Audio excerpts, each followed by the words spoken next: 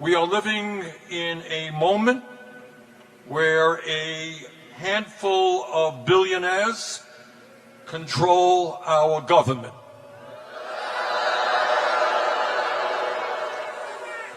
You know, for many years I have been talking about oligarchy in America, and people say, well, you know, Bernie is just giving a speech. But anybody, I have to thank, Trump for educating the American people about what oligarchy is. You know, we can talk about it as an abstraction, but when Trump gets inaugurated and standing right behind him, and I had the remarkable, unreal, surreal experience of being in the front row, just like you guys are. I got pushed into that, I don't know how, but there I was.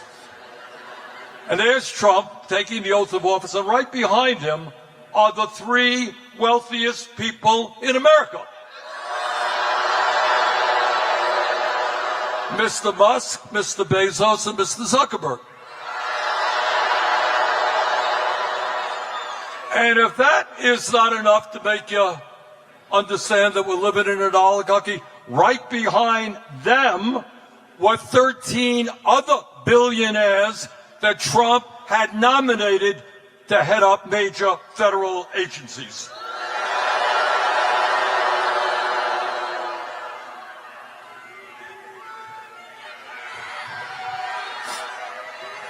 And then it's not only that we are living in a oligarchy and have a government of billionaires.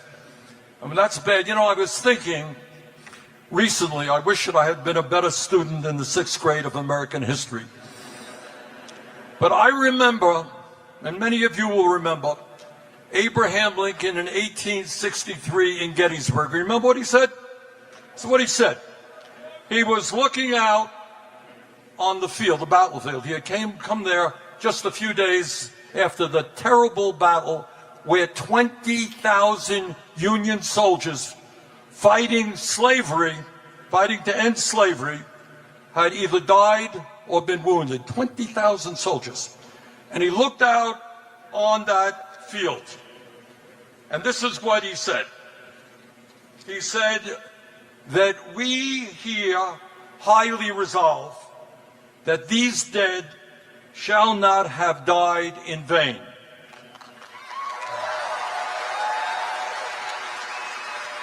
That this nation under God shall have a new birth of freedom. And then remember what he said? And that government of the people shall not perish from the earth.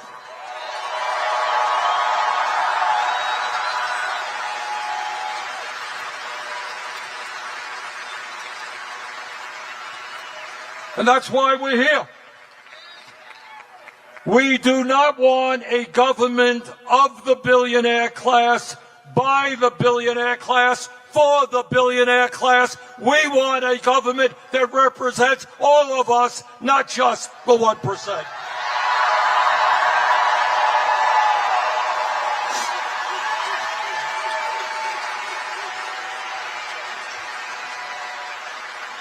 We don't want the richest guy on earth running all over Washington, D.C., throwing tens of thousands of dedicated federal workers out on the street,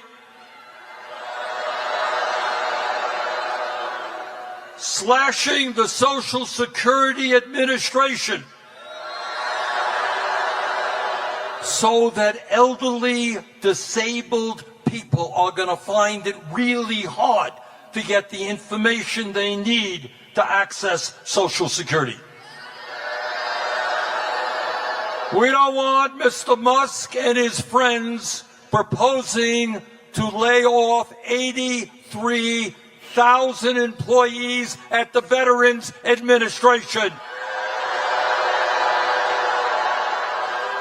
We believe that the men and women who have put their lives on the line to defend this country deserve the highest quality health care.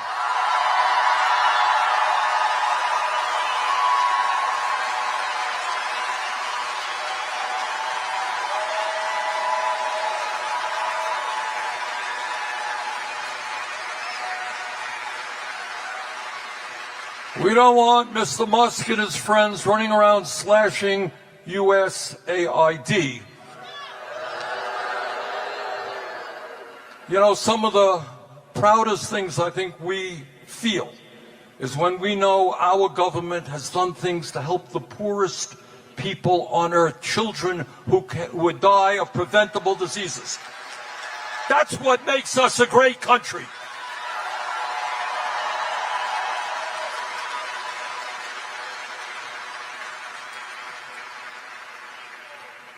And what makes all of this stuff even worse is that all of these cuts to Social Security, to the VA, to USAID, etc., they are designed to do one thing, and that is to give massive tax breaks to the top 1%. At a time when our healthcare system is already broken. They want to cut Medicaid by $880 billion. They want to cut nutrition programs for hungry kids so they can give Mr. Musk and the other billionaires a huge tax break.